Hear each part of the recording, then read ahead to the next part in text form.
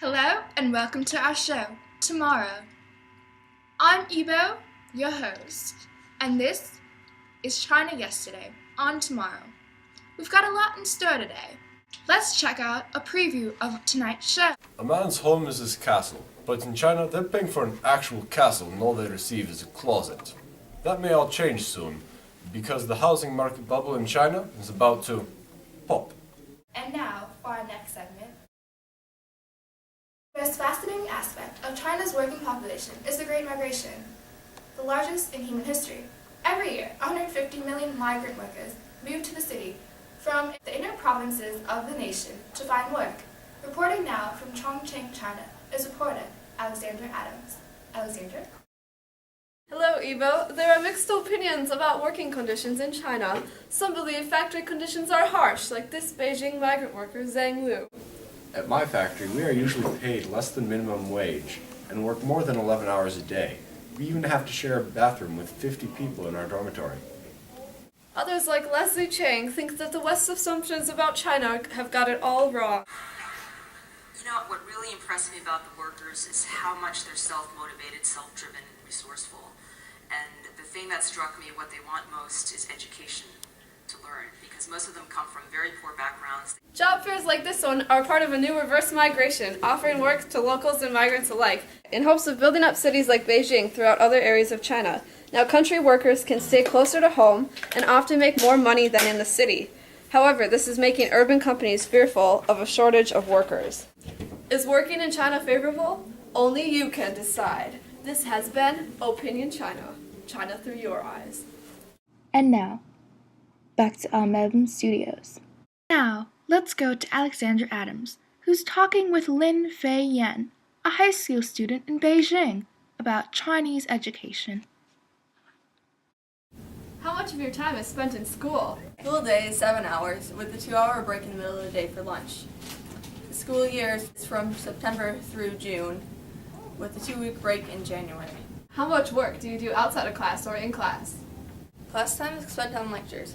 Much of the time outside of class is spent on schoolwork, and many students have tutors to help with their schoolwork. Do you have any sports teams or clubs? We have sports like track, basketball, and volleyball, as well as having choir and orchestra. However, only the best athletes and musicians can join these. What kind of classes do you take in high school? We take classes like Chinese and English, and in the last years of high school, you focus your career path on either science or social studies. How is it decided what kind of high school you go to? The high school you go to is based off of your test scores. What about how you get into college?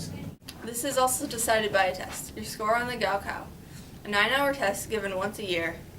Students take this test very seriously and spend many hours each day for months preparing for this important test. Many Chinese students have considered coming to the U.S. for college. Have you considered doing this?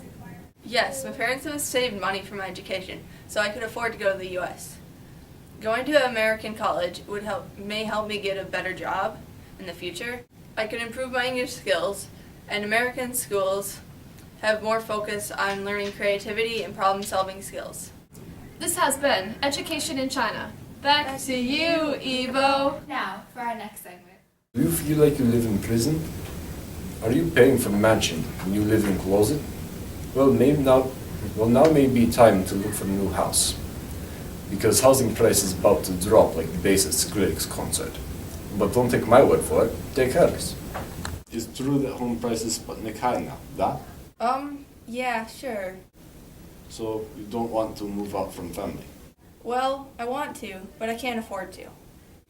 Is government trying to help? Of course, we're predicted to finish building 12 cities this year alone. That will make housing prices drop like stone. Just like that meteor from a couple months back. Don't remind me. This has been Vladimir Marx for Tomorrow, signing off today. With more money in your pocket, what would you do? Well, many middle-class Chinese citizens are asking themselves this very same question. Let's head down to the audience to see what they think. There are 10 top trends or ways that the middle class is spending their disposable income, according to the South China Morning Post. We found these quite fascinating, so we'll be taking a look at these trends by playing a game show. We'll have members of the audience answer questions on what they think Chinese citizens are doing with their money for chances to win fortune cookies. To help out our audience, we'll give them trends first, and then the questions. Okay, here we go. Dim the lights. Let's play Pop Culture Fortune Cookie Edition with your host, Ebo. We'll start out with an easy one first. True or false? According to the Chinese citizens, China is the most developed and economically advanced. True. China is a vast world power, known for its booming economy. Although China is technologically advanced, Chinese citizens still consider it a developing country. The answer is false. What is China currently known for? Hint, what are they spending the most money on? Hondas. Chinese travelers are now the top source of tourism cash in the world. The United Nations World Tourism Organization says the volume of international trips by Chinese travelers grew from 10 million in 2000 to 83 million in 2012, making it the world's fastest growing market. Pollution is evidently a huge problem in China. What is one thing Chinese consumers are doing to help this problem? Lowering their taxes. Carpooling. Name 3 fast food restaurants in China. Panda Express. New Asia. McDonald's. Maybe Starbucks. You'd think Mickey D's would be the most popular, but in China, it comes second to KFC. They must really love that chicken. What is one search engine commonly used in China? Name one that is banned in China. Google and Bing. Shockingly, the beloved Google is banned in China. But lucky for the Chinese search engine, Baidu has come to the rescue. It is often referred to as China's Google. Name the most popular social media site in China. Twitter. The popular Chinese social media site, QQ. What is the older generation of the middle class in China up to? Well, they are traveling the world and spending their money with it. They no longer worry about saving money. They are also buying more mobile phones than ever. And more than 1.3 million senior citizens over 50 are shopping online. What are some favorite stores or brands? Macy's. Chinese middle-class citizens love American brands like Nike, Adidas, and luxury brands like Coach and Gucci.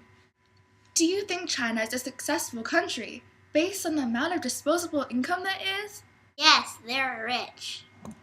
Even though China is still a developing country, based on the amount of disposable income, they are quite successful. I'm Ebo, and this has been China Yesterday on Tomorrow. Good day from our Melbourne studios.